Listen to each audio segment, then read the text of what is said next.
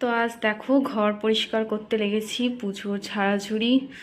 তো ঘরে এতই নোংরা হয়েছিল, একদম ধুলোতে পুরো ভর্তি ঘর।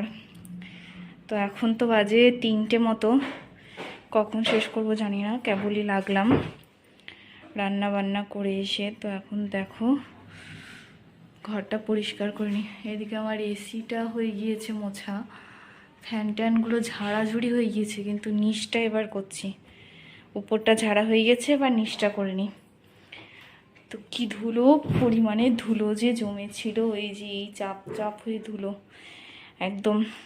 আমাদের যে টাইলসটা আছে, মানে নিচের মেঝেটা আছে, তো ওটাতে জানি না ক্যামেরাতে কতটা বোঝা যাচ্ছে, একদম হাত দিলে এরকম করে ধুলো উঠবে জানো। এই যে এই যে দেখো এতই ধুলো পড়েছিল। তো চলো তাড়াতাড়ি করে ঘরটা ঝেড়ে নিই।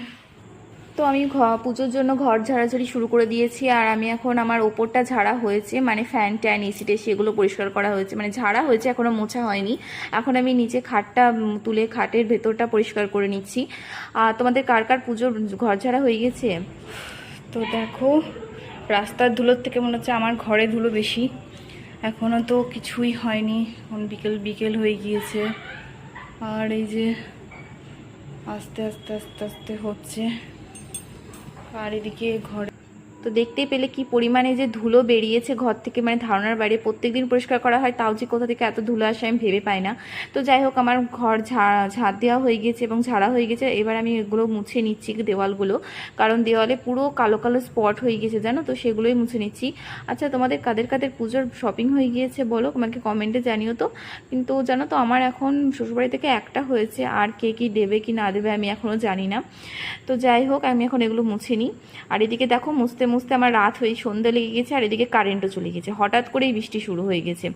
তো যাই হোক, এখন দেখি কখন কারেন্ট আসে। তো বাইরে আমার সমস্ত কিছুই পড়ে আছে, এখনও আমার কিছুই হয়নি, পুরোটা কমপ্লিটই হয়নি আমার, শুধু ঘরটা আমি মুছে রেখে দিয়েছি। তো দেখা যাক কখন কারেন্ট আসে, আর কি বাইরে কি ঝড় বৃষ্টি হচ্ছে। তো আমি একদম স্নান করে ঘরে ঢুকে পড়েছি, এখন বাজে প্রায় রাত 9টা। তো আজকে ভিডিওটা এ পর্যন্ত থাকলো, আশা করি সবারই ভালো লাগবে, সবাই ভালো থেকো।